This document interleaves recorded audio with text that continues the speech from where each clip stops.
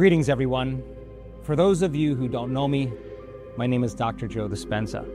Welcome to Believing, Behaving, Becoming Abundance. This particular topic has been a big ask amongst our community for a very long time. For years, people have been asking me to teach about abundance, and for some measure, I've held off, or at least took my time in deciding when I wanted to do it. I always felt like everyone has their own personal experience around money and finances, and many people have their own unconscious biases, beliefs, or stigmas around money or what abundance or wealth really means to them.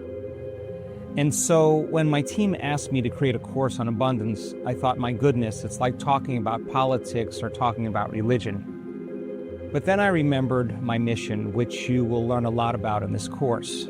My purpose really is to contribute to people's lives. And I thought, if in some way I can help people to have a more abundant life, then it would be worth all the effort. So thank you so much for making the time to join me on your journey to abundance. It's my hope that by the end of this course, you'll have all the tools and the understanding on how to create a more abundant life, and it'll be worth your investment in time and energy and resources. And hopefully you come to the realization that the greatest investment you'll ever make is when you invest in yourself. And when you invest in yourself, you invest in your future. So for those of you who don't know my work, I teach the neuroscience and the biology of personal change and transformation. I'll be guiding you on your journey, and for those of you who are familiar with my work, you know how much information is important to me. There is a lot of content in this course, and it is given to you so that you can build the best model of the understanding around the concepts of what it takes to create more abundance in your life. I always say that when we learn new knowledge, it serves as a catalyst to create new and wonderful experiences. All of life uses information to organize itself into form. Without information, nothing new can be born. In other words, when you understand what you're doing and why you're doing it, the how becomes easier. And we discovered in our research that when people understand sound scientific information, and science really is the contemporary language of mysticism, and we'll be combining quantum physics with neuroscience, with neuroendocrinology, with psychoneuroimmunology, the mind-body connection, epigenetics, electromagnetism. We're going to build models of understanding. And when nothing is left to conjecture or superstition or dogma, then you can understand what you're doing and why you're doing it. The how gets easier because you can assign meaning to the task. And when you assign meaning to any task, you switch on your prefrontal cortex. And the prefrontal cortex is the boss of the brain, and it wants an outcome. So if we give you that knowledge and information, and now you do something with what you've learned, if you do it properly, you should have some type of change and transformation. The concept is simple. Transform yourself, and the idea is to transform your life. So there will be lessons that I disseminate knowledge and information, and everything you learn will be used in some way for you to apply that knowledge in order for you to create a new experience. After you learn the information and it's wired in your brain, there'll be homework that is required for you to do to prepare for the meditations that we're going to use. And we use meditations as the tool to make measurable changes in your mind and in your body. That's the practice. So to prepare yourself for the meditation, I suggest that you pick a place where you're comfortable. It should be private. You should not be distracted. It's a place where you can sit and you can lay down, because it's important for us to lay down after we finish the meditation. If you're truly applying what you've learned and you lay down, the autonomic nervous system has to consolidate that information neurologically and chemically into your biology. So make sure that you have a pillow, a blanket, that you wear blindfolds, that you have everything you need for your meditation. Doing the homework is really essential. I'm going to ask you to study and to memorize certain things. The information, the knowledge that you get is the reason why you can become adept, you can become skilled, you can create a new habit, create a new experience, or change in some way. Think about it like this. How you think, how you act, and how you feel is your personality. And your personality creates your personal reality. So in order for you to create the personal reality of abundance, you're going to have to change your personality. So I'm going to hold you accountable that you do the homework, and I'm going to assume that you're going to prepare yourself in the right ways for the meditation. And if you actually take the time to complete the homework, I promise you, then when we get to the meditation, it'll be much more powerful for you. Now, if you've taken the time to really think it through, contemplate it, review it, study it, the how will get easier, as I said. And so I want to tell you before we start the course what this course is not. I'm not going to be giving you any financial advice during this course. I'm not going to be talking about smart investments. And I'm not going to advise you about diversifying your portfolio. And I'm certainly not going to be your business coach. The first module is dedicated to understanding how we create in three-dimensional reality. There are certain personality traits, certain characteristics of people who have become abundant or created abundance in their life that we have to study. In order for you to become abundant and change your personality, it's important for us to study the raw materials. I always say that three-dimensional reality is the plane of demonstration. It is the plane of doing. Now, what do I mean by that? In order for us to create any experience in three-dimensional reality, it requires that we do something. And when we do something to create an experience, it takes two things. It takes time and it takes energy. So everything in three-dimensional reality that we create, matter to matter, takes time and energy because we have to do something in order to create a new experience. And since the brain is creative and we live in the realm of duality or polarity, we live in the realm of separation or lack, the way we get creative is we become conscious that we don't have something. Now, the moment you become aware that you don't have something, you become conscious all of a sudden that you want it. And the brain naturally begins to dream of having that particular experience. So think about this. You are conscious and you are aware. You're conscious that you're local in occupying space and time. You're conscious of everything around you. And you become aware that you don't have something that you want. The brain naturally begins to envision, imagine, it dreams of having that future. And when we imagine having that future, we're creating another point of consciousness.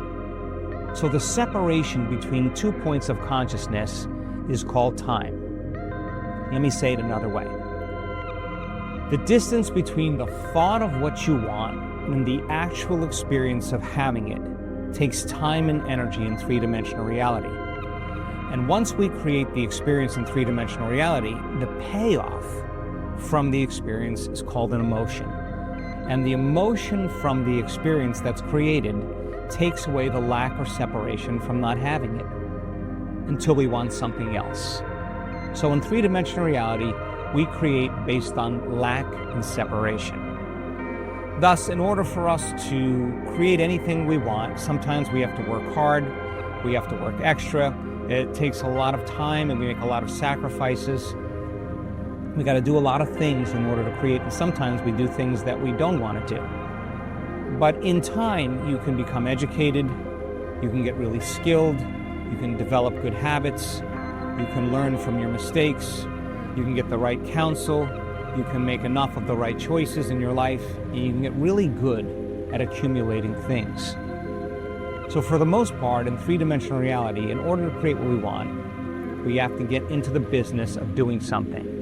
But what if we don't create what we want?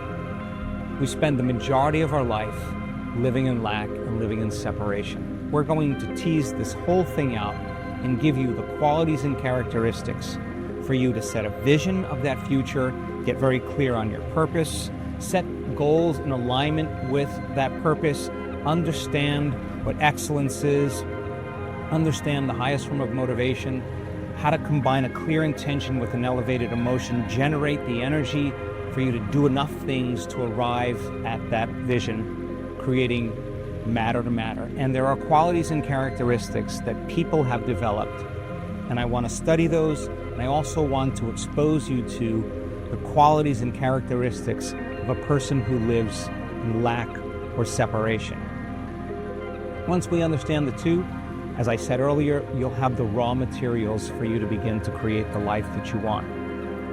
The second module is about creating from the field. We call that fifth dimensional creation. Now, what do I mean by the field? Quantum mechanics says that there is an invisible field of unifying energy, of information that exists beyond everything physical and material, beyond our senses, beyond this realm called space-time. And if we can get to that field and understand its principles, we can begin to create from the field instead of from matter. We can begin to shorten the distance between the thought of what we want and the experience of having it. And creating from the field then allows us to see those synchronicities. We start noticing a flow in our life. We're in the zone. The opportunities seem to be coming to us instead of us having to go and do anything to get them. We'll study what it means to have brain coherence, the seat of our consciousness, and heart coherence, the seat of our energy. When there's a vibrational match between some possibility in the quantum field and your energy, and you can synchronize your energy for synchronicities in your life, you can begin to draw experiences to you. We'll tease that out, we'll explain it thoroughly, and then there'll be a meditation that goes along with it. The third module is about putting it all together, combining one foot in the real world and one foot in the quantum world, and allowing us to create both in 3D and 5D, stepping towards your future, and at the same time, drawing those experiences to you for abundance in your life. Believing, behaving, becoming abundance. Learn the information. Make new connections in your brain. Review the information, repeat it. That's how you remember what you've learned. Learning is making new connections. Remembering is maintaining and sustaining those connections. Install the neurological hardware in your brain. When nothing's left to conjecture, superstition, or dogma, the next step is to apply it, to personalize it, to demonstrate it, to initiate that knowledge, that philosophy. Get your behaviors to match your intentions, your actions equal to your thoughts, your mind and body working together. Create a new experience. The new experience produces the emotion. You feel unlimited. You feel grateful. You feel abundant. Now you're teaching your body chemically to understand what your mind has intellectually understood.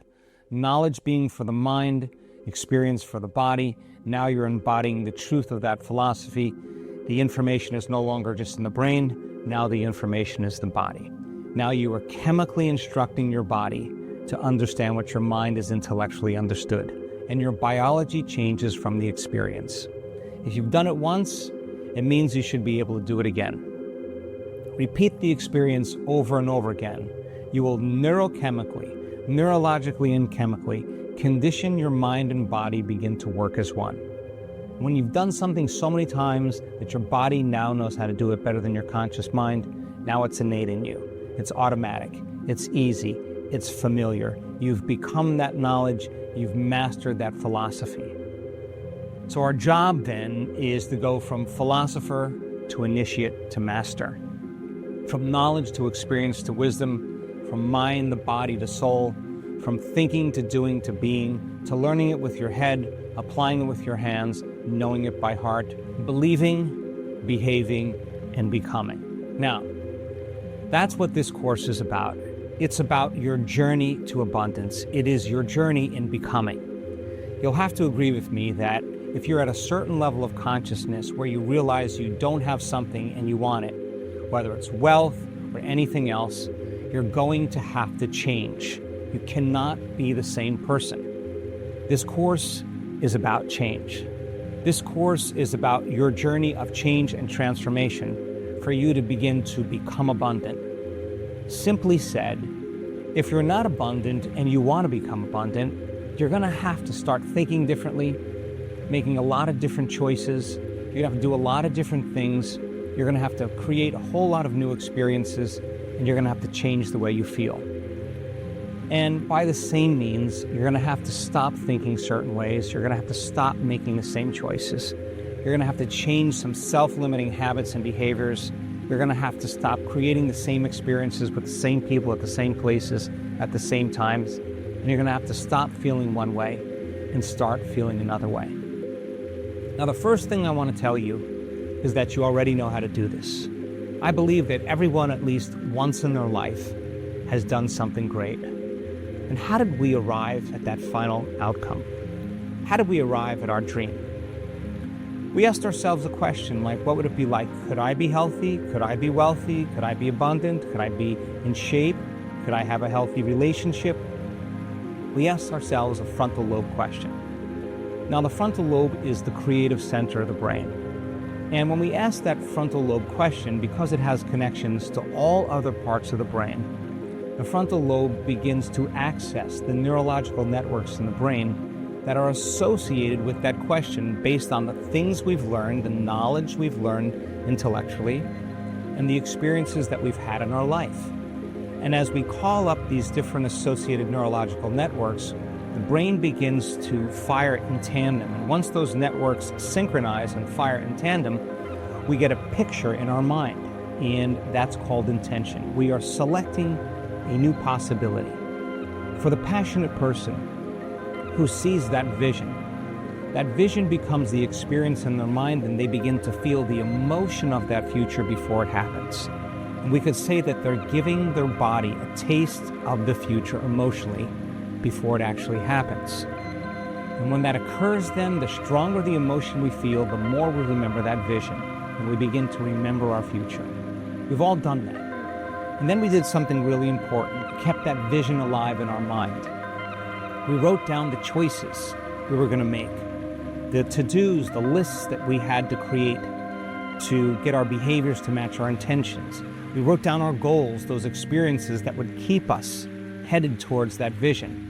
And we had to be inspired. We had to be elevated. We had to feel motivated.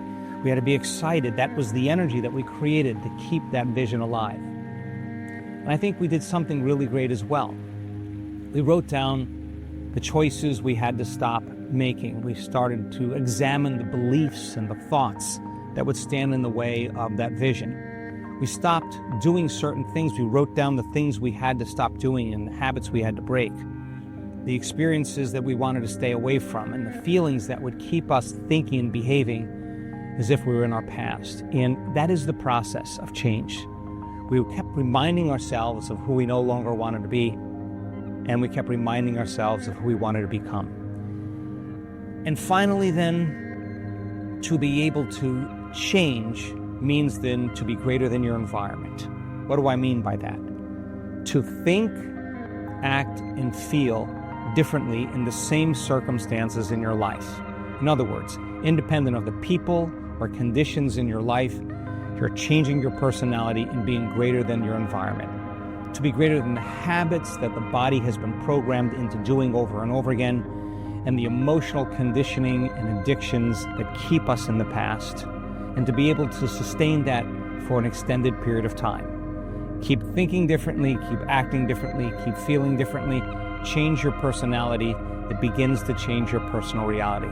There is a reality that already exists for you, where you are an abundant person. You just have to become it. Now, given everything you've learned in the introduction, here's your first assignment. I want you to think of a time in your life where you set your mind on something and accomplished it, whether it was a vision, a dream, or a goal. What did you think and believe? What did you do? And what emotion or feeling did you live with to accomplish that vision or dream or goal? By the same means, I want you to think of a time in your life where you set your mind on something and you didn't accomplish it. It's important for us to realize, what did you think or not think? What did you do or not do? Or what emotion or feeling did you live with on a regular basis? It's so important to understand the contrast between the two. In this situation where you didn't accomplish something, there's usually three things that stand in the way between us and arriving at our vision. our environment, the conditions and circumstances in our outer world, our body, its habits, its emotions, and its drives, and the concept of never having enough time. So then your homework is to create a contrast between when you accomplish something, when you set your mind on it, how you thought, act, and felt, and when you didn't accomplish something, how you thought, how you acted, and how you felt.